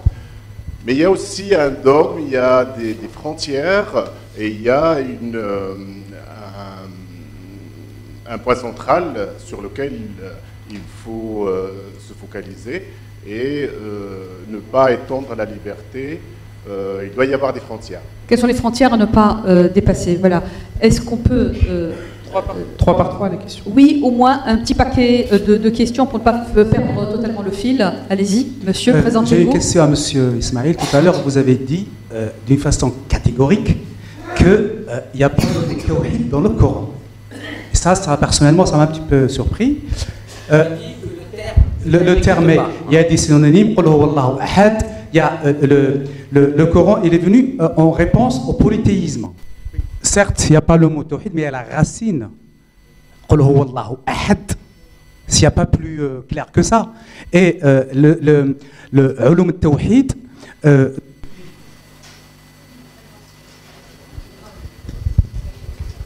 la conférence est enregistrée, on a besoin du son, de toutes les questions, bien sûr, de la salle. Vous pouvez faire passer mon micro si vous souhaitez, pour avoir la question de monsieur. Allez. Oui, c'était une discipline dans les sciences islamiques depuis très très longtemps. Il y a des livres qui ont été écrits, beaucoup de manuscrits qui n'ont pas été édités sur le tawhid. Et vous venez aujourd'hui dire qu'il n'y a pas de tawhid dans le Coran, c'est un petit peu, pour moi, pas responsable. Ça fait partie d'un enseignement qu'on a peut-être oublié, je ne sais pas aujourd'hui, en tout cas de manière générale, cette dimension de la préparation aussi des temps de l'heure, connaître la valeur du temps. La question de monsieur sur la question du tawhid. Les choses ont changé, c'est vrai. Je pense qu'en fait, il y a un quiproquo. Ce que je dis, c'est que ce terme-là, il n'est pas d'accord, c'est un fait. On est bien d'accord. Vous avez dit le certitude que dans le Coran, il y a des mots qui sont propres savants. Ça sera une épreuve. Ça sera une épreuve. Mais le terme tawhid n'existe pas. Au-delà de la différence et au-delà de la diversité. On est d'accord ou pas? On devrait retrouver cette unité. Est-ce qu'on est d'accord ou pas? Je crois, et c'est... Est-ce que le terme, donc le mot tawhid qui est utilisé aujourd'hui, qui signifie l'unicité, cette terminologie, la terminologie tawhid ne se trouve pas dans le Coran. Et aujourd'hui, donc on a des gens qui viennent nous dire tawhid, tawhid, tawhid. Effectivement, vous avez raison, par exemple, l'imam al-Bukhari, dans son Sahih, il va venir, il va écrire Kitab al-Tawhid. Donc cette terminologie-là, elle va être utilisée par des savants. Ce sur quoi je veux mettre le doigt, pour se mettre d'accord, c'est de dire que il y a une règle chez les savants qui disent la mushahata fil istilah. On ne va pas se disputer sur les terminologies. Ce qui compte, c'est pas la terminologie, c'est ce qu'on met dedans. Donc, c'est nécessaire. Aujourd'hui, après des siècles et des siècles et des siècles de la décadence, le terme tawhid, il est repris par tout le monde. Et chacun vient avec une acception du tawhid qui est parfois aux antipodes de ce que d'autres peuvent donner comme acception au tawhid. Le tawhid, c'est une vision mystique, c'est la fusion avec Dieu. Pour d'autres, c'est l'application stricte de la sharia dans un état. Pour d'autres, etc. D'accord. Ce que je dis moi, aujourd'hui, justement, est-ce qu'il n'est pas temps de revenir justement à la source et de faire ménage dans ces terminologies. Par exemple, dans le Coran, il n'y a pas de mot à laquelle vous faites référence. S'il y avait une sourate qui s'appelait Surat al-Tawhid, c'est celle-là, et elle s'appelle Surat al-Ikhlas. Il y a une raison. C'est parce que Tawhid dans la langue arabe, c'est unifier une chose qui est dispersée. Et Dieu n'est pas dispersé. Donc c'est pour ça que la précision coranique fait que Dieu n'a pas utilisé ce terme pour se décrire. Et donc le problème aujourd'hui, moi j'ai pas de problème avec ce terme Tawhid. Il faut qu'on m'explique ce qu'on y met dedans. Et aujourd'hui, toute la réflexion des musulmans, elle est sclérosée à cause du fait que, eh bien, il y a des terminologies qui, derrière, sont porteuses de dogmes et qui sclérosent la pensée. On n'arrive plus à réfléchir. Je voudrais juste dire une dernière chose, si vous permettez, par rapport au Coran. Ce matin, il y a eu justement une discussion qui a été établi par rapport au Coran, la lecture, le problème, etc. J'aimerais quand même dire que si on lit le Coran nous invite à le lire. Le Coran invite tout le monde à le lire et invite tout le monde à le méditer. Dieu blâme ceux qui lisent le Coran et qui ne le méditent pas.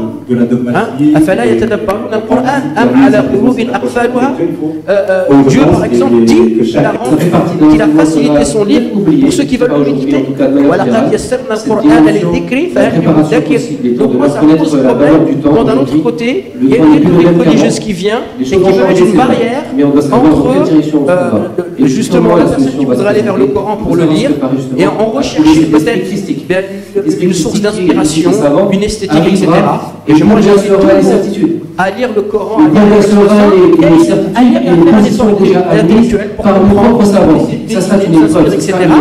Et nous avons des paroles prophétiques qui blâment ceux qui vont donner leur opinion sur le Coran.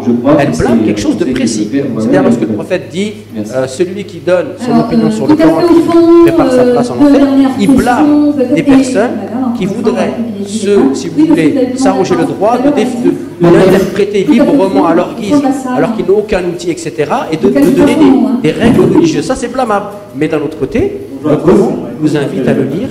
Et justement, aujourd'hui, je pense qu'il faut libérer l'esprit musulman. On lui a mis des tas de carcans idéologiques, terminologiques, qui fait que les gens n'arrivent plus à penser. Les compléments d'information avec nos panélistes, Omero Baranji ou alors Cheikh Khaled Bentounes ou Ismail Ousmane Timéra, je pense, sur la question du tawhid interne très galvaudé, mais qui n'a pas... cette approche intellectuelle. Moi, je pense que chaque fondamentaux. D'abord, quand on parle de la lecture du Coran, tout nous inspire et tout nous ramène à la source. La source, elle est dans l'unicité divine. C'est la base de la shahada, c'est la base de l'attestation de foi. Nous sommes dans le principe de l'unicité. Et il est indéniable que si on occulte cette partie-là, c'est toute la tradition islamique qui s'effondre, qui nous échappe. Donc, les termes, faisons attention, qu'est-ce que nous recherchons aujourd'hui? Est-ce que nous recherchons une revivification de nous-mêmes et à retrouver en nous ce principe fécondant, ce principe reliant? On parlait tout à l'heure de la verticalité, ce principe qui nous relie à la verticalité, tout en sauvegardant, parce que nous sommes quand même des êtres humains, notre horizontalité. Et n'oublions pas que l'invitation, comme on vient de le dire, à la lecture de Coran, c'est vrai qu'elle est ouverte à tous. Et chose extraordinaire, c'est que même sa révélation, c'est les hommes qui l'ont faite et c'est pas Dieu. C'est quand même les hommes qui sont venus interroger le divin. On vient de citer la sourate de Qul huwallahu ahad, sourate al-Ikhlas. Qu'est-ce qu'elle dit? Dis, mais à qui? Dis à celui qui te questionne. Qul huwallahu ahad.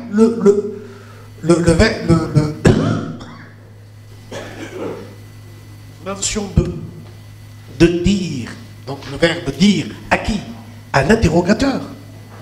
Sidna Omar ibn Khattab se sentait et avait une certaine fierté de dire que c'est grâce à moi que telle sourate a été révélée. Donc, le Coran a répondu à un besoin humain, d'interrogation humaine. Est-ce que nous sommes aujourd'hui dans cette capacité d'interroger le Coran par rapport aux besoins de notre époque? Est-ce que nous sommes capables de le lire avec les yeux de la raison et de l'intériorité, donc avec l'éclairage justement de ce tawhid, et de ne pas en faire un livre, certes sacré, mais dont il y a une coupure entre nous et lui.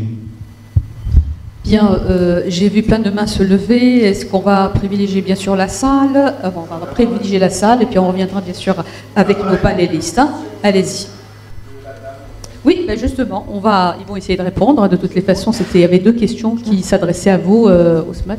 Allez-y. C'est vous qui décidez, mais c'est vrai que ce serait important qu'on laisse vraiment la salle s'exprimer. Donc je vais condenser mon propos le plus possible, même si la question du Coran, elle est centrale. Je crois que c'est le cœur du débat. Mais pour revenir à votre propos, les limites, le dogme, ne pas étendre la liberté, toutes ces questions sont posées par rapport à un dogme, un ordre social déjà posé, et la question de sa sacralité ou pas. C'est ça en fait. Quand on dit le sacré, qu'est-ce qu'on entend derrière? Il y a quelqu'un qui vient voir et me dit c'est sacré. Le sacré, je ne l'ai pas vu. Il m'a montré quelque chose, il m'a dit c'est sacré, c'est lui qui me le montre. Et on a de quoi? Parce que moi, je n'ai pas le droit de questionner ce sacré-là. Le sacré, et même ces terminologies, parce qu'on est dans les mots, le mot sacré profane n'existe que par rapport à une vision déjà métaphysique qui indique une séparation complète entre le divin et l'humain, avec une certaine conception du divin et une certaine conception de l'humain. Donc même les mots, à un moment donné, il faut les interroger au niveau des paradigmes. Mais je reviens sur vers où on va. Si le Coran est clair, et c'est ma thèse, si vous comprenez ce que moi je dis, et vous n'êtes pas en train de chercher des dictionnaires, je ne vois pas pourquoi Dieu ne pourrait pas nous parler et se faire comprendre. C'est le béaba. Moi, je ne peux pas parler à Dieu, je suis relatif. Mais il ne faut pas dire que l'absolu ne peut pas me parler. Ça, c'est lui imposer des limites qui sont les nôtres. Donc si Dieu me parle, est-ce qu'il me parle clairement? S'il ne me parle pas clairement, je dirais à Dieu, subhanahu wa ta'ala, ya Allah, tu n'as pas été clair. Et c'est grave. Donc, le Coran dit à plusieurs reprises, je suis explicite, je suis clair. Et nous, on dit non, il faut interpréter, ça dépend. Ça dépend de quoi? Ça dépend de la passion des uns et des autres et de leur capacité à imposer un sens qui est le leur.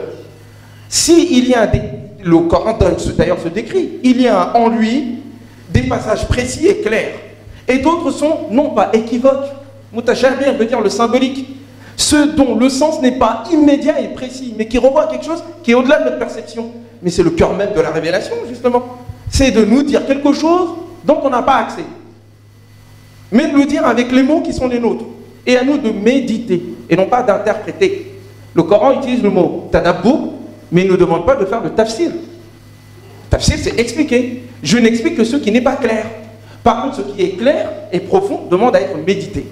De ce fait, les limites, quelles sont-elles? Ce sont celles que le Coran impose dans son propos. Et le Coran est plus ouvert que nous. Le Coran dit, par exemple, dans la manière dont on appelle Dieu, Ayyamma tad'u. Donc, quelle que soit la manière dont vous pouvez l'appeler, c'est à lui qu'appartiennent les noms les plus beaux. Il y a des gens qui ne disent pas le mot Dieu, ils n'ont pas le Dieu personnel des monothéistes. Est-ce que l'islam est monothéiste? Je ne sais pas. Ça veut dire quoi monothéiste? Ceux qui croient en Zeus unique, ils sont monothéistes aussi. Donc le problème, ce n'était pas l'unicité de Dieu en tant que Dieu. Il y en avait qui adoraient qu'un seul Dieu, un bout de bois. Il était monothéiste. Donc le problème, il n'est pas là. C'est le transcendant qui est au-delà de tout. Comment interagir avec lui sans l'enfermer dans ma conception? À ce moment-là, ça devient une idole. C'est le problème fondamental d'Abraham. C'est la question posée par Moïse. Arini, montre-moi comment te voir. Ça fait partie d'un enseignement qu'on a peut-être oublié, je ne sais pas aujourd'hui, en tout cas de manière générale, cette dimension de la préparation aussi des temps de l'heure, connaître la valeur du temps aujourd'hui. Le temps n'est plus le même qu'avant. Les choses ont changé, c'est vrai, mais on doit savoir dans quelle direction on va et comment la solution va se présenter. Il faut savoir se préparer justement à trouver cet esprit christique.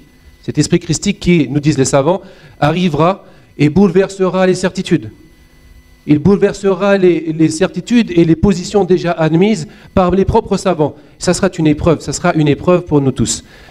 Au-delà des différences et au-delà de la diversité, il faudrait retrouver cette unité spirituelle. Je crois, et c'est un conseil que je me fais à moi-même et à vous-même. Merci. Alors, tout à fait au fond, 2 dernières questions peut-être. Et puis madame, encore une fois, on va privilégier les dames. Oui, monsieur, vous avez demandé la parole depuis tout à l'heure, allez-y. Lequel? Tout à fait au fond, là, au fond de la salle. Lequel, j'ai pas son nom. Hein. Bonjour à tous, salam alaikum, je m'appelle Patrick. Je vais continuer la dernière question qui a été posée par Abdelwadoud Gouro. Effectivement, déjà je remercie la FPI pour cette initiative salutaire. Je pense qu'on en a tous besoin ici en tant que musulmans.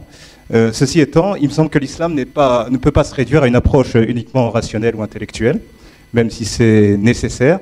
Mais il me semble qu'il faut passer, je pense, de la dogmatique ou des grands principes qui animent cette raison, cette approche intellectuelle. Il faut je pense, que chacun puisse les mettre en acte de façon naturelle, de façon apaisée avec son environnement, avec le milieu dans lequel il vit, dans le milieu professionnel, milieu familial, etc., etc. Et donc ça, je pense que c'est vraiment la dimension spirituelle de l'islam qui peut peut-être apporter ça. Et effectivement, comme disait Abdel Wadoud Gouro, il y a la préparation au temps futur, mais je pense que le musulman est aussi le fils de son temps à l'heure actuelle, et donc il y a beaucoup de choses à faire. Et comme l'a dit la sœur, avec le développement durable et plein de choses comme ça. Donc, passez la parole tout de suite à côté de vous. L'homme à la cravate, là à côté, il avait demandé la parole. Allez-y. Non, vous avez changé d'avis. Allez-y, madame, alors. Et bonjour, je m'appelle Aïcha Sarakelis. Ma question est, sur cette table, la quatrième table ronde, nous avons un penseur musulman, rôle et rapport à la modernité et à la France. Pourquoi il faut toujours opposer l'islam au modernisme? Très bien, question précise. Voilà, c'est très rare. Hein. C'est bien. Allez-y, tout à fait devant. Oui. Alors, on va boucler. C'est ne pas frustrer la salle, cher Homéo. Ils sont là depuis ce matin. Ils ont fait cet effort. Et je pense qu'il faut les privilégier. Allez-y, on va jusqu'au bout avec, bien sûr, l'autorisation du président. On y va? On termine avec les 3 dernières questions. Allez-y. Salam alaikum. Il n'y aura pas de frustré après. Allez-y. Salam alaikum. Moi, je voulais toujours apporter une contribution et peut-être une question. C'est par rapport à tout ce qui a été dit aujourd'hui. C'est très intéressant. Mais il me semble qu'en fait, que le vrai débat, il n'a pas été posé. Parce qu'on l'a dit tout à l'heure, les débats théologiques, ils ont toujours existé. On a l'impression que c'est nouveau. On a entendu mon cher frère Ousmane Timera dire qui proposait une nouvelle méthode d'interprétation du Coran, mais finalement, il nous a proposé du tafsir al-Qur'an bil-Qur'an. Donc, ça reste dans les méthodes traditionnelles. Peut-être que sa perspective, elle va un peu changer. J'en ai un peu discuté avec lui sur, notamment, si c'était un juriste qui devait s'intéresser au Coran, quelle serait l'approche qu'il aurait, si c'était un spiritualiste, si c'était un sociologue. Donc, on ne peut pas avoir une approche unique de lecture du Coran. Ce n'est pas possible. Il y a un autre point sur lequel j'aimerais insister, c'est que quand on parle des problèmes de l'islam en France, on oublie un aspect qui est très important. C'est qu'on ne s'intéresse pas aux mobiles ou aux raisons qui font que les gens y vont vers l'islam. Est-ce que c'est par conviction personnelle, par volonté de se transformer, ou c'est juste par revendication culturelle ou pour apporter une guérison à une crise identitaire? Mais si vous nous opposez un langage de vérité, je rentre chez moi et je ne fais plus rien. Deuxièmement, nous étions dans un colloque qui concernait la déconstruction de la pensée. Après, si vous voulez passer à l'action en tant que telle, je vous rappelle quand même que dans le panel d'intervenants, on est tous engagés sur le terrain. On est tous tapés nos noms sur Internet et vous verrez ce qu'on fait. Si vous voulez parler d'environnement, moi je parle pour moi-même, tapez mon nom, Homero Marangiouperia, végétarisme, tapez Homero Marangiouperia, j'ai écrit un autre article sur comment nos religions nous rendent plus humains, et vous verrez une réflexion de fond sur notre rapport au monde. Il y a des choses concrètes qu'on fait quand même. Il y a des engagements chez certains politiques, des engagements sociétaux. Donc s'il vous plaît, on est ici dans un colloque qui traitait de la déconstruction d'un héritage et d'une pensée. Donc le but, c'était de déconstruire ce qui était véhiculé en termes de discours. De même, ceux qui veulent des réponses théologiques, ils vont à la mosquée, ils auront des réponses théologiques sur des questions qui se posent. Ne nous opposez pas non plus les problèmes que vivent des jeunes musulmans, etc., dans la société. On n'était pas là pour traiter de ce sujet précisément. Mais je comprends tout à fait qu'il y a un certain nombre de questionnements sous-jacents. Mais on ne peut pas demander à des intervenants qui traitent d'un sujet avec une question qui nous était posée au départ, et avec des actes de colloque qui sont déjà quasiment prêts, puisque toutes nos interventions étaient rédigées à l'avance. Donc on a traité d'une question bien particulière. Maintenant, il n'en demeure pas moins que dans la salle, un certain nombre des intervenants de ce matin et de l'après-midi et de nous-mêmes, nous sommes dans des lignes de divergence profondes, très profondes. Lorsque j'entends que la réponse qui va être fournie est une réponse eschatologique, c'est-à-dire que nous sommes des simples penseurs, mais l'action, c'est l'incarnation du prophète qui va changer le moteur de l'histoire, dans ce cas-là, je rentre chez moi, je ne fais plus rien. On ne peut pas avoir ce type de propos dans une enceinte académique. Je suis désolé, on ne peut pas tenir un propos d'ordre eschatologique quand on est en train de développer une forme d'herméneutique, c'est-à-dire de critique sur une pensée. Sinon, dans ce cas-là, je vais dire que c'est Dieu qui est le changement du monde, et moi je reste chez moi, je ne fais rien du tout. Ça, pour moi, c'est inconcevable. C'est une parole de vérité, exactement. C'est inconcevable. Donc là, après, on peut poser les points de divergence, mais sinon, si on est dans le langage de vérité, ben, c'est pas la peine. Voilà, que vous inspirent effectivement ces questionnements et ces questions. Effectivement, on a un public diversifié, il n'est pas homogène, il est très hétérogène. Il y a ceux qui sont effectivement versés dans une réflexion scolastique et d'autres non, d'où justement ces questions qui ont toute leur légitimité. Alors, peut-être un dernier mot avant d'appeler le président de l'Académie française. Allez-y.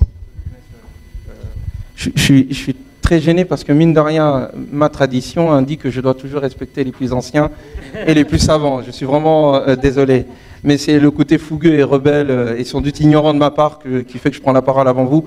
Mais deux choses. Est-ce qu'il est possible, est-ce que la création humaine a une limite? Est-ce que nous pouvons dire, à l'époque de Shafi'i, que après Shafi'i, c'est mort? Quelqu'un me l'a dit un jour. Il m'a dit, moi je pense que Dieu n'a pas créé quelqu'un de plus intelligent que Shafi'i. Bon, je lui ai dit, écoute, Dieu il n'est pas très généreux. Quand même, puis Shafi'i. Donc, le fond de l'affaire, c'est pas de respecter les anciens ou pas. C'est un faux débat. Celui qui ne veut pas respecter ses anciens, il n'a qu'à pas les respecter. Celui qui veut les respecter, il n'a qu'à le faire. Mais qu'est-ce que tu proposes concrètement? Moi, je veux bien qu'on ait différentes lectures, mais le problème, ce n'est pas les différentes lectures. Je veux savoir, au-delà des lectures, quelle approche méthodologique est-ce que le Coran propose ou pas? C'est une question intellectuelle. Et cette question se pose dans les sciences physiques, dans les sciences humaines, et au niveau de la révélation. À l'heure où nous parlons du fait que la subjectivité et l'objectivité, au fait, ne font qu'un, parce que l'observateur, selon la physique quantique, influe sur son objet d'étude. Et qu'il y a des questions qui se posent sur comment est-ce que nous pouvons avoir une méthodologie qui arrive à relier les deux, objectivité et subjectivité. Et nous, on dit non, le Coran dit tout et son contraire, la réalité dit tout et son contraire. Nous sommes encore une fois entre le combat sempiternel, entre les relativistes et les absolutistes. Dans les deux cas, les deux disent, ma vision, c'est la bonne. Soit ma vision est la bonne et je me rends compte qu'elle est relative, donc je dis même Dieu il est relatif. Soit j'estime que ma vision c'est la bonne et elle est absolue, donc il n'y a pas de relativité et je suis Dieu. La révélation et la prophétie et les religions viennent nous sortir de ce piège-là.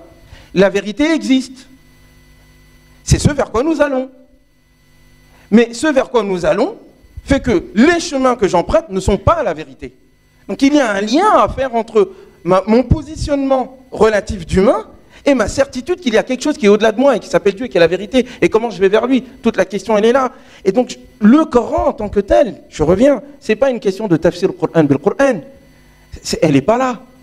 C'est sur le plan même des concepts paradigmatiques qui fondent notre conception de la réalité. Et si le Coran n'est pas clair, alors de quoi on parle depuis tout à l'heure? Comment ça se fait qu'on sait qu'il y a quelque chose qui s'appelle l'islam? Comment ça se fait qu'il y a quelque chose qui s'appelle Allah? Puisque Allah, quelqu'un peut le comprendre de 1000 manières en fonction de son étape. On est dans le relativisme complet. Il n'y a aucune possibilité dans cette situation-là de fonder une civilisation même. Donc pour moi, c'est de l'idéologie. La révélation est claire, elle nous propose une méthodologie d'action et de réflexion et de le lire. Ça fait l'objet d'un livre que je publierai. Mais en termes de stratégie, concrètement, dans notre société, il y a 5 points et je vais en dire que 3. Il y a un écrit qui a été fait, Jamel m'a mis la pression pour que je le finisse, je l'ai fini. Donc, Inch'Allah, j'espère que vous le lirez. Mais il y a 3 niveaux par rapport aux enjeux qui sont les nôtres aujourd'hui. Je ne dis pas dans 2 siècles, je ne dis pas à l'époque du 7e siècle, je dis aujourd'hui. Il faut donner aux damnés de la terre et à leur révolte les moyens de leur révolution et création. Sinon, c'est la destruction. Premièrement. Deuxièmement, il est nécessaire d'avoir d'essayer de comprendre le dénominateur commun de toutes les spiritualités et des cultures humaines. Il y a un point qui nous unit. Pour le Coran, c'est le divin et l'humain. Très bien, il y a moyen de discuter. Je ne parle pas de ceux qui veulent dominer, de toute façon, ils vont essayer de nous diviser. Eux veulent être Dieu, nous on va les combattre. Troisièmement, il est nécessaire que les musulmans pensent concrètement les moyens de la reliance sociale. C'est-à-dire comment retisser, comment faire en sorte qu'il y ait des individus solides dans une société solidaire et qu'il y ait une interaction entre solidarité et solidité. Aujourd'hui, la domination fait en sorte qu'elle brise les liens. Et quand il n'y a plus de liens, il n'y a plus d'humain. Donc ça, ce sont trois questions fondamentales. Les musulmans aujourd'hui, dans leur contribution, parce que moi c'est mon propos en fait dans la modernité. J'ai pas de problème avec la modernité, moi. Je suis moderne. Je veux dépasser la modernité. C'est une ambition philosophique. Mais je ne vois pas pourquoi Descartes, Emmanuel Kant, Al-Ghazali, Ibn Taymiyyah, Ibn Khaldoun et bien d'autres encore, Confucius et autres, se sont pris le temps pour réfléchir et ont proposé des questions. Et pourquoi nous on ne peut pas? On verra à la fin. C'est peut-être ambitieux, mais il n'y a que les ambitieux qui touchent les cieux. C'est ça qu'il faut à un moment donné se dire. Qu'est-ce que nous on fait ici? Quelle est ta contribution? Quelle est ta vision? Quelle est ton audace? Ça n'est qu'à cette condition qu'on peut créer. Moi je veux créer, je ne veux pas conserver. Bien, bravo, il est vraiment passionné par son sujet. Vive les ambitions, vive les utopies, parce que le moteur de l'histoire de l'humanité, effectivement, est fait d'utopie, d'ambition. Alors, nous avons un sage avec nous, Khaled Bentounes, justement. On va essayer de décoller un petit peu, de prendre de la hauteur. Le sophisme, c'est magnifique. Est-ce que c'est la bonne réponse? Le mot de la fin lui revient, avant, bien sûr, d'appeler le président de l'Académie, Jamal Hamri. Allez-y. Merci, Nadia. Donc je suis pas sage hein, du tout, hein, enlevant ça, comme vous m'handicapez en disant ça. Je suis l'un d'entre vous qui cherche aussi dans ce monde et qui est toujours en pleine transformation, cette vérité qui nous échappe. Et nous, nos maîtres, nous ont toujours dit, ne prenez pas le chemin pour le but. Le chemin. Nous parlons de l'islam, nous parlons de tout ce que nos maîtres, à travers les 14 ou 15 siècles d'histoire, nous ont légué. Ils nous ont légué un chemin de réflexion, un chemin d'adoration, un chemin de fiqh, donc de droit, de jurisprudence, un chemin de spiritualité. Mais l'islam n'est pas le but. Ils nous ont toujours dit, c'est la connaissance d'Allah. C'est Ma'rifatillah. Le but, c'est lui. C'est rien d'autre que lui. Donc nous passons un temps fou à débattre du moyen, donc des chemins, parce que chaque être humain, après tout, il y a autant de devoirs qu'il y a d'êtres humains sur Terre. La façon de respirer, la façon de penser, la façon de goûter, la façon de voir, tout est différent. Et ça, c'est la singularité divine qui a voulu que chaque être a une empreinte différente, une empreinte digitale différente de l'autre. C'est ce qui fait la beauté de la création. Qu'elle soit humaine, qu'elle soit végétale, qu'elle soit animale, qu'elle soit minérale. Donc, n'oublions pas que l'islam nous interpelle sur le sens que nous donnons à notre quête. Qu'est-ce que nous recherchons au fond? À nous instruire pour savoir tel et tel théologien a dit telle et telle chose à telle époque, où nous nous inspirons de ce legs, de tout cet héritage, mais aussi de l'héritage de l'humanité tout entière, sans exception. Parce que nous sommes la famille humaine, nous faisons partie de la famille humaine. Je vous ai dit au départ, le Coran dit وَلَقَدْ كَرَّمْنَا بَنِي آدَمَ. Bani Adam, c'est tout le monde, sans exception. Et dans le credo de la foi musulmane, nous devons croire dans les révélations qui nous ont précédés. Sharia ma qablana, tout ce qui a été fait avant nous. Donc, nous devons incarner ce message. Incarner ce message qui est symbolisé par le cercle. Incarner ce cercle de la fraternité. Nous sommes dans la fracture, pourquoi? Parce que nous sommes dans le pyramidal. Il y a une élite qui est en haut, et il y a une base. Ces gens-là, c'est comme ça qu'ils voient le monde. Ils sont en bas. il y a une élite qui distribue les richesses, les savoirs, les avoirs, les compétences. Et plus on monte dans la pyramide, d'ailleurs on l'appelle la pyramide sociale, et plus on monte, et plus malheureusement, c'est comme ça que ça se passe dans ce monde matériel, plus on devient chauvin, moins généreux, plus on a de pouvoir, et plus on se préserve. Et on met ses proches, ses amis. Et c'est ainsi le monde. Comment sortir du pyramidal pour aller vers ce cercle de l'unicité, Da'irat al-Tawhid, ce qu'a appelé la philosophie musulmane, al-Fada'il wal-Joud, des vertus et des qualités, Da'irat al-Fada'il wal-Joud, ce cercle. Aujourd'hui, l'homme n'est pas déterminé par les vertus qu'il a. Inna akramakum indallahi atqakum. Al-Karama, Karamat al-Insan, c'est les vertus. Dieu le prophète dit l'afdaliyat arabi ala ajami wala aswad ala wala abyad ala aswad. Et taqwa désigne quoi? C'est les vertus cardinales. C'est ce qu'on a, c'est ce qu'on a de plus en tant qu'être humain. C'est-à-dire l'humanité. Nous sommes des hommes, nous sommes des femmes, une espèce d'animal, mais l'humanité c'est un état d'être. Il faut que nous réalisons l'humain. Et ça, c'est tout un combat, et le combat de toute une vie. Comment réaliser l'humain en nous? Comment peut-il être charitable? Et le prophète, alayhi salatu salam, encore une fois, et ça, c'est les enseignements que vous connaissez tous. Quand il dit Afshi salam, qu'est-ce que Afshi salam, wa ta'im al-ta'am, wa sil al-arham, wa qum al-layl, wa nasu niyam. Qu'est-ce qu'il veut dire? Il nous résume tout l'islam en quatre mots. Réponds la paix. Donne aux nécessiteux. Sois charitable avec les nécessiteux. Fortifie les liens. Les liens. Est-ce que nous ne sommes pas la famille humaine? Est-ce que nous ne devons pas fortifier les liens entre nous? Et prie la nuit, quand les gens dorment. Donc tu n'as même pas besoin de montrer que tu pries. C'est pas la peine. Tu prépares pour les autres. Tu pries pour te nourrir à la source, pour que Dieu puisse te donner sa grâce. Et sinon, nous vidons l'islam de tout son contenu, de sa simplicité, de son rapport à l'immédiateté, à nourrir les cœurs, et nous allons philosopher pendant des heures et des heures, sans trouver issue. Qu'est-ce qu'on veut? Vous savez qu'une roue, pour qu'elle tourne, eh bien, dans la roue, il y a des rayons. Donc, à chaque phase de son parcours, il y a un point qui supporte le poids de tous les autres. Est-ce que nous sommes capables de pouvoir accepter le fait de pouvoir porter tous les autres, qu'ils soient musulmans ou non musulmans?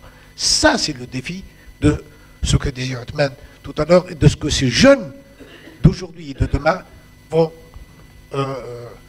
nous mettre dans le défi de est-ce que nous avons quelque chose à leur amener et le porter à construire un nouveau monde où ils seront l'un avec l'autre et pas l'un contre l'autre. Merci, Cheikh Khaled Bentounes. C'était là le mot de la fin. Je voudrais remercier les intervenants pour la qualité de leurs interventions, nommément Khaled Bentounes, Ismail Mounir, Omero Maranji et Ousmane Timera.